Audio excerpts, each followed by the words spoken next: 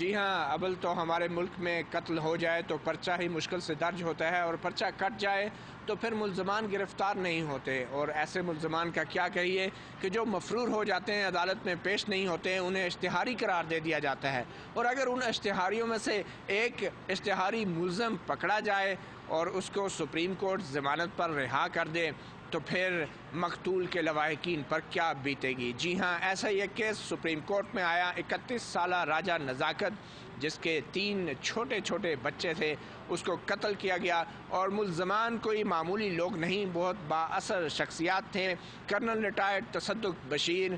زرگام بشیر، نسیم بشیر، یہ تینوں بھائی ہیں۔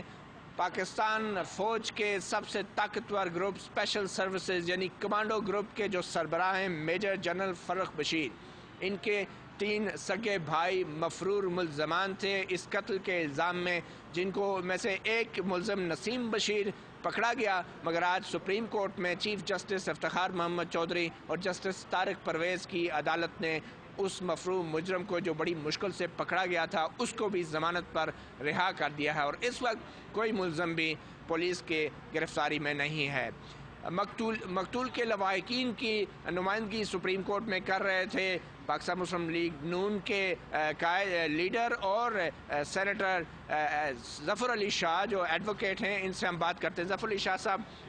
بہت غیر معمولی سی کوئی صورتحال ہے، تمام مفرور ہیں ملزمان، ایک مشکل سے پکڑا گیا، اس کو بھی آج چیف جسٹس اور جسٹس طارق پرویز کی عدالت نے ضمانت پہ چھوڑ دیا، تو کیا سمجھیں کہ غیر معمولی فیصلہ یا ایسا ہوتا ہے؟ دیکھیں جی،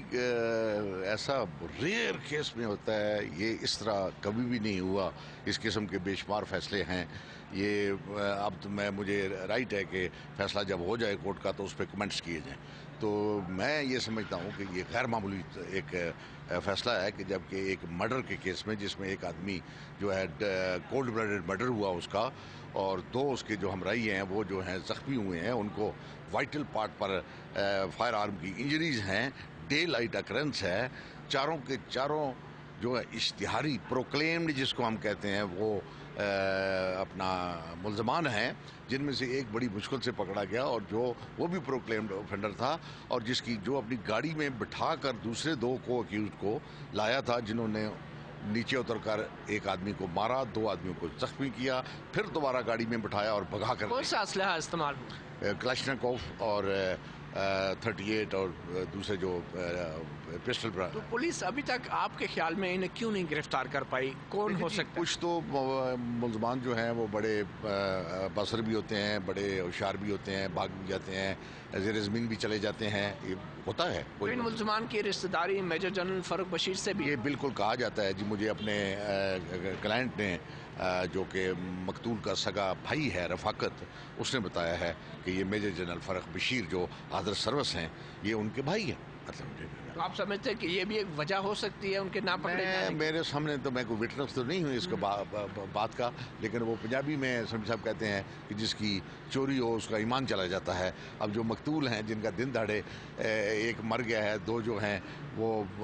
بری طرح ان کا فگرز ہی چینج ہو گئے ہیں چہرے کے اور پیٹ کے، تو وہ جو ہیں اب حق بجانب ہے یہ شبہ کرنے میں۔ اب تو کوئی اس وقت کوئی ملزم نہیں ایسا جو۔ کیا سمجھتے ہیں کہ چیف جسٹس جیسا شخص جو کہ ایک مطلب بڑا نام ہے پوری دنیا میں، اور پھر جسٹس طارق پرویز،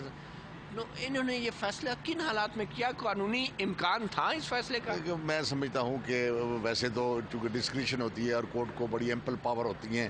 کہ فیصلہ کرتے ہوئے جدھر مرضی اپنے مائنڈ کو اور اپنے قلم کو جہاں مرضی لے جائیں، مطلب سٹریچ کر کے لے جائیں، ورنہ نارمل حالات میں اس قسم کے جو کیس ہیں، بلکہ اسی تھانے کا ایک کیس ہے، اسی قسم کا ایک کیس ہے، اور اس میں وہ ملزمان تو اس کے سامنے تو مرڈر بھی نہیں ہوا تھا اور نہ وہ اس نے اتارے تھے،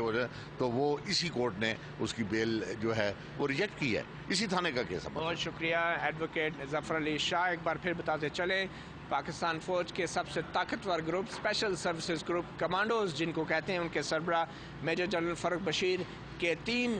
بھائی جو کہ اشتہاری تھے، ملزم تھے قتل کے، ان میں سے 2 جو ہیں وہ ابھی تک مفرور ہیں، اور تیسرا مفرور بھائی جو پکڑا گیا نسیم بشیر، اس کو آج چیف جسٹس افتخار محمد چودھری اور جسٹس طارق پرویز نے ضمانت پر رہا کر دیا ہے۔